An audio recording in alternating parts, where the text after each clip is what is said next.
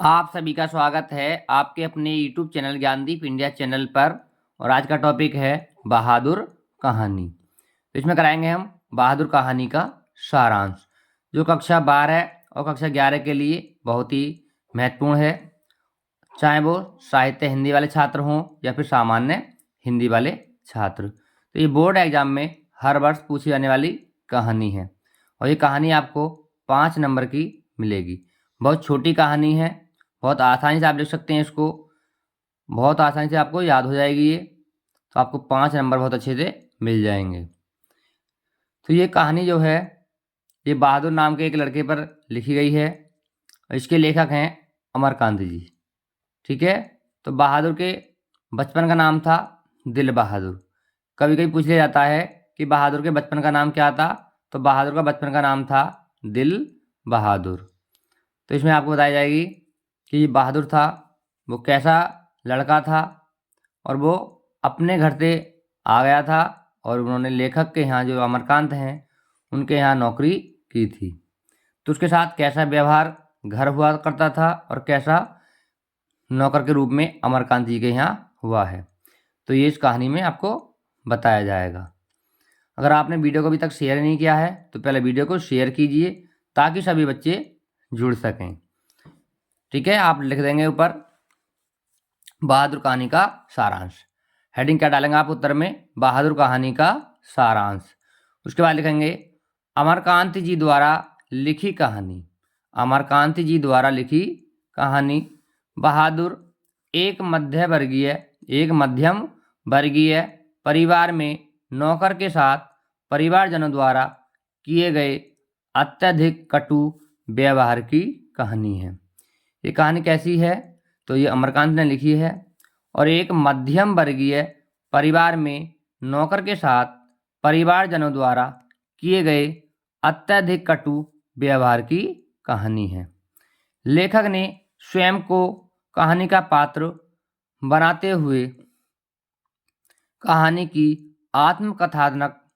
आत्मकथात्मक रूप में रचना की है। यानी लेखक ने स्वयं कहा है कि इस कहानी का पात्र मैं स्वयं भी हूँ।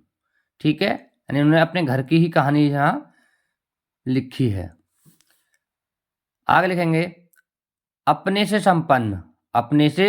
संपन्न रिश्तेदारों के घरों में नौकर द्वारा जुटाई सुविधा एवं शान को देखकर लेखक की पत्नी निर्मला स्वयं भी एक नौकर रखना चाहती है। यानी अपने से संपन्न रिश्तेदारों के घरों में नौकर द्वारा जुटाई सुविधा एवं शान को देखकर लेखक की पत्नी निर्मला स्वयं भी एक नौकर रखना चाहती है।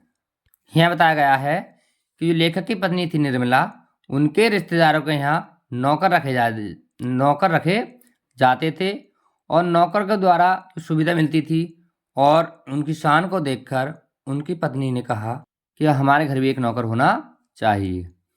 ठीक है, तो ये पत्नी के कहने पर, उनकी पत्नी का नाम क्या था? निर्मला। उनके कहने पर लेखक नौकर रखना चाहता है।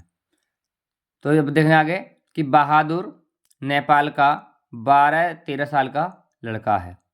बहादुर कहाँ का है? वो नेपाल देश का है, जिसकी उम्र 12 या 13 साल है, जो अपनी माँ के दुर्व्यवहार से तंग आकर घर छोड़कर शहर चला आता है। यानी अपनी माँ के दुर्व्यवहार से तंग आकर यानी परेशान होकर के वह घर छोड़कर शहर चला आता है और निर्मला के परिवार में नौकर रख लिया जाता है। यानी बहादुर जो था वो नेपाल देश का था और उसकी माँ का जो व्यवहार था वो थोड़ा दुर्व्यवहार था। ठीक है, उससे तंग आकर वह घर छोड़कर शहर चला आता है और लेखक के यहाँ वह नौकरी करता है या नौकर बनाकर रख लिया जाता है।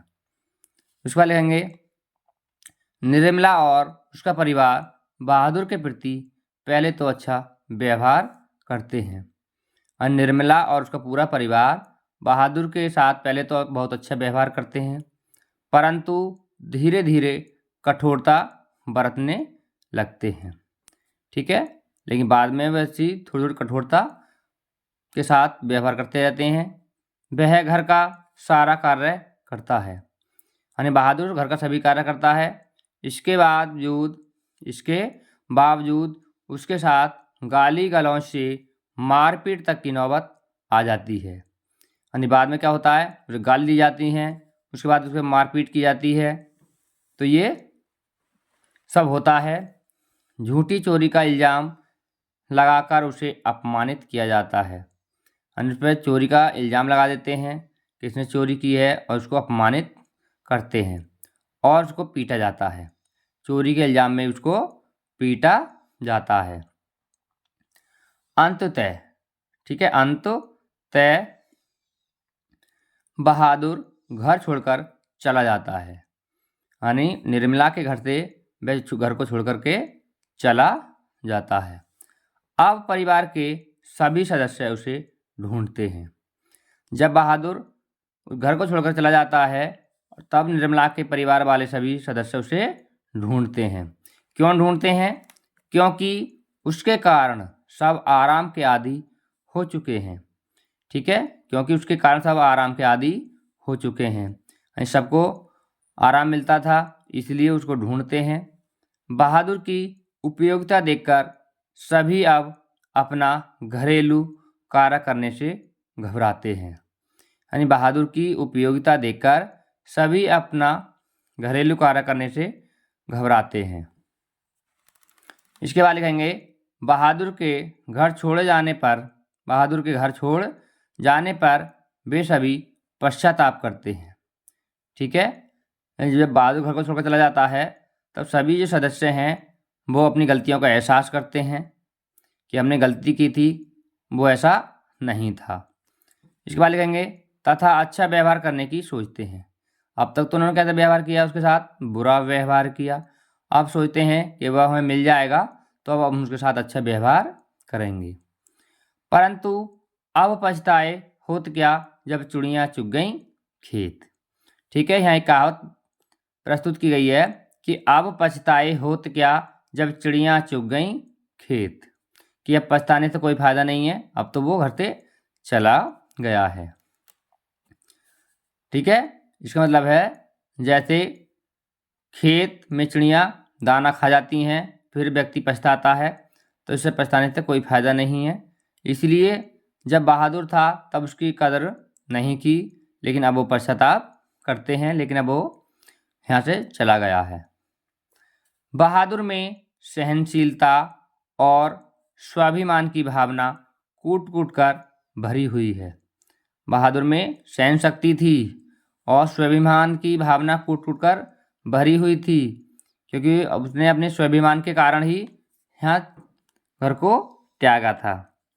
क्योंकि इन्होंने निर्मला के परिवार वालों ने उसे गाली देते थे, ठीक है, उसे सुअर का बच्चा कहा था, इसलिए उन्होंने कहा था कि मेरे पापा के लिए ऐसा कुछ न कहें। तो उसे स्वाभिमान था, वो गलत बात को बर्दाश्त नहीं करता था, इसलिए वह घर को छोड़कर चला गया।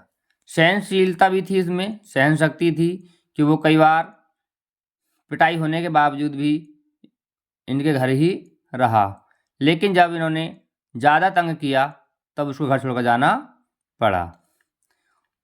उसके इसी चरित्र के कारण यह कहानी हमें प्रिय है। उसके इसी चरित्र के कारण यह कहानी हमें प्रिय है। तो इस तरह से लिखेंगे बहादुर कहानी। बहुत छोटी कहानी है और बहुत सरल भी है। अगर आप अच्छे से याद करेंगे तो आपको एक दो बार याद करने में याद हो जाएगी। जैसे आप एक दो बार पढ़ेंगे इसे तो आपको वह याद हो जाएगी और आप एग्ज़ाम में बहुत अच्छे से लिख पाएंगे। तो आज की वीडियो में बस इतना ही। आपको ये वीडियो कैसा लगा हमें कमेंट करके ज़रूर बताएं। अगर वीडियो अच्छा लगा हो तो वीडियो को लाइक करें और अपने दोस्तों के साथ शेयर करें, और जो भी हमारे चैनल पर नए आए हैं वो चैनल को सब्सक्राइब कर लें, साथ ही साथ बेल आइकन ऑन कर लें ताकि आने वाले वीडियो का नोटिफिकेशन सबसे पहले पहुंच सके और आप हमारे साथ अंत तक जुड़े रहे।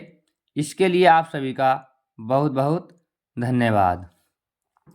अगर आपको और भी कहीं कुछ डाउट है तो आप हमें कमेंट करके पूछ सकते हैं। मैं आप सभी के कमेंट का आंसर अवश्य दूंगा। और मिलते हैं फिर अगले वीडियो में। तब तक सभी दोस्तों को नमस्कार।